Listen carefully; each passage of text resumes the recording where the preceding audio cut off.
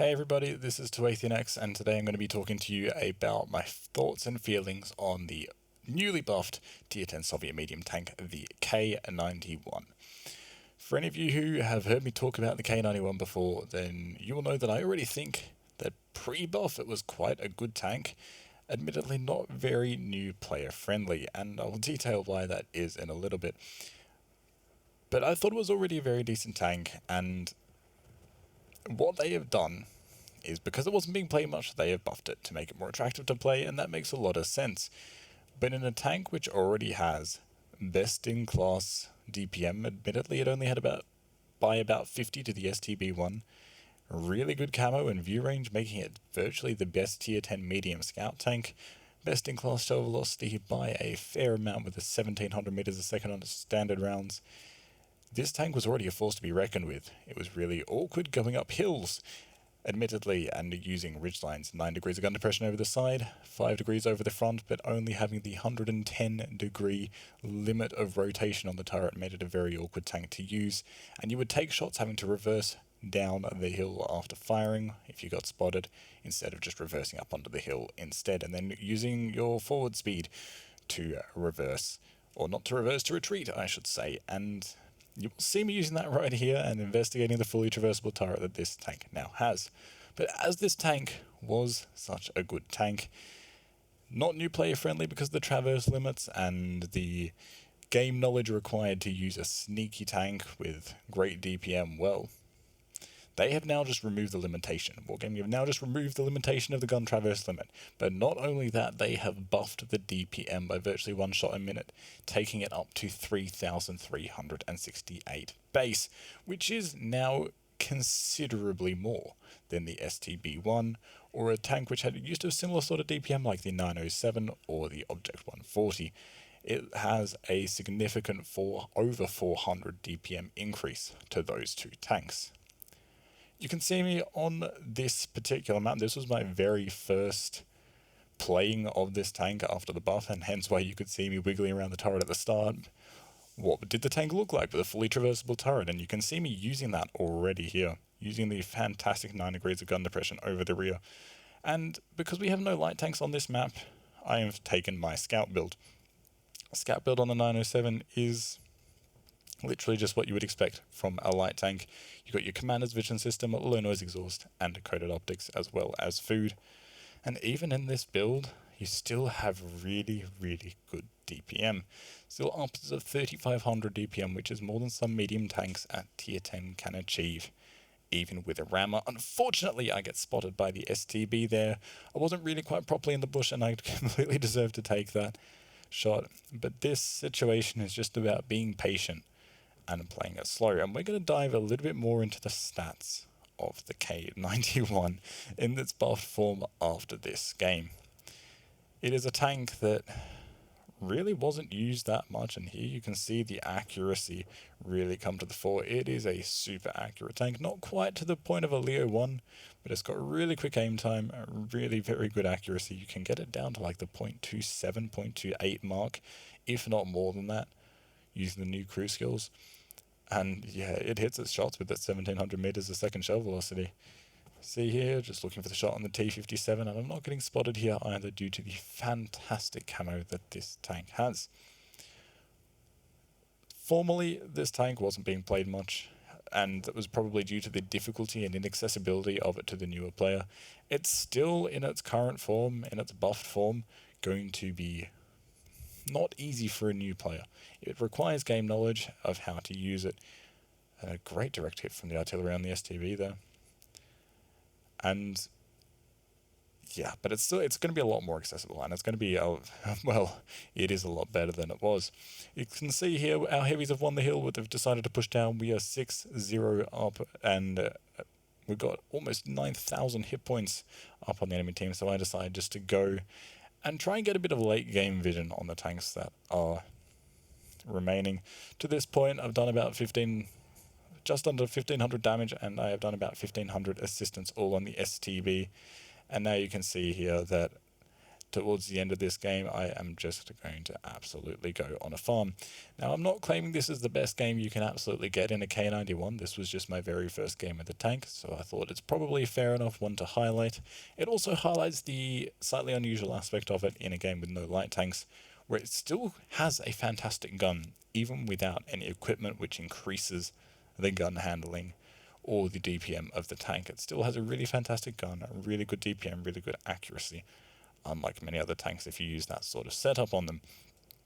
And what you can see here is there's a 60 TP sitting in the base, and I fluff a shot on the TVP that was poorly aimed, and you can see here I now just can hold this 60 TP in place even without a gun rammer. I have a sub 5.5 second reload and can absolutely eat this tank alive. Unfortunately, didn't confirm the kill.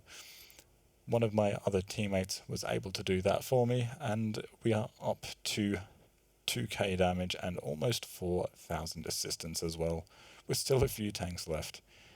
And this, to me, didn't even feel like a particularly good game. I've done a game in this since then, which I've done a lot more damage than this. Admittedly, this is my spotting build. But by the end of this game, I was absolutely rolling in damage, rolling in assistance. I'm already up to over 6k combined. I spot a Foch, managed to kill him. And then there is just the one artillery left, which unfortunately I do not have the reload for, but there you go. There you go, the K91.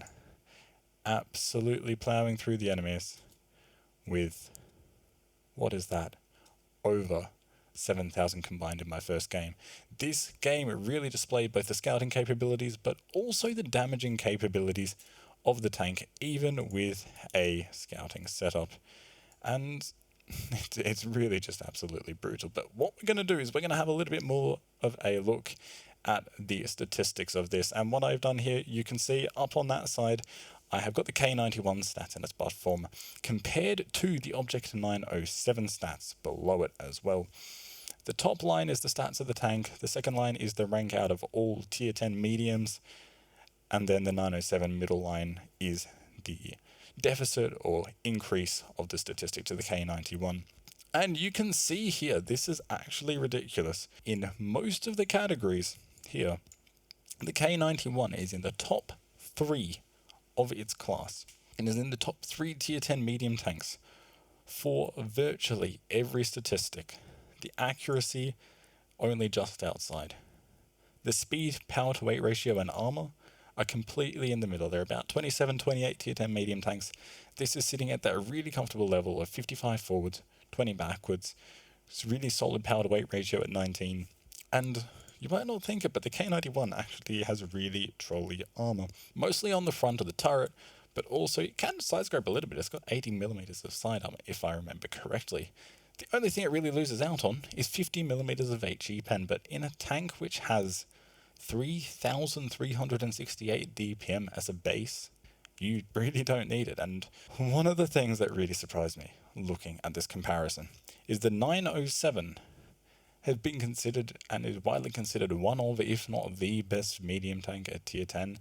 It is the medium tank that is the absolute go-to in any competitive mode outside of the CS for specific uses. And it is a brawling god. You do not want to meet one on the battlefield. They are often played by good players and have one of, if not the highest win rate of all tier 10 mediums.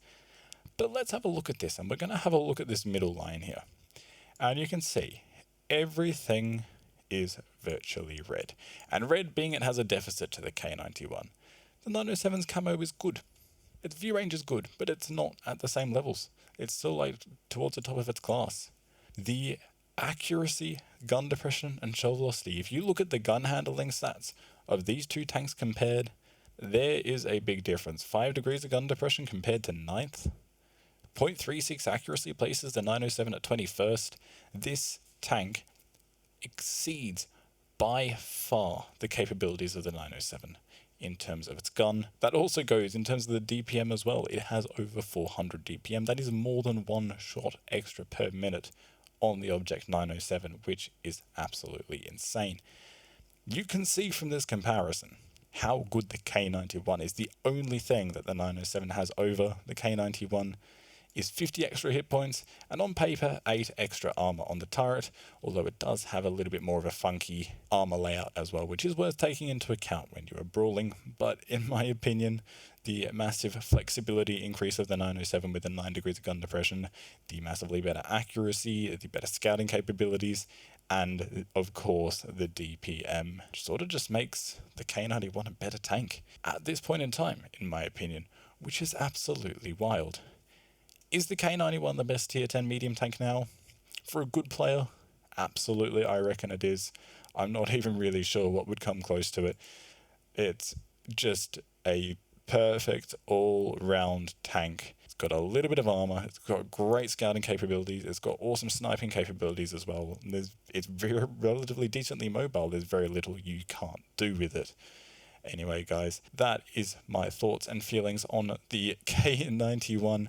It has become an absolute beast inside World of Tanks and is, in my opinion, probably currently in the best position out of all tier 10 tanks, or tier 10 medium tanks to be precise. But anyway, if you enjoyed this video, please click the like button and the subscribe button down below. It's completely free, doesn't cost you anything. And come check me out on Twitch. I'll put the description down below, or join my Discord and get notified of all the fun.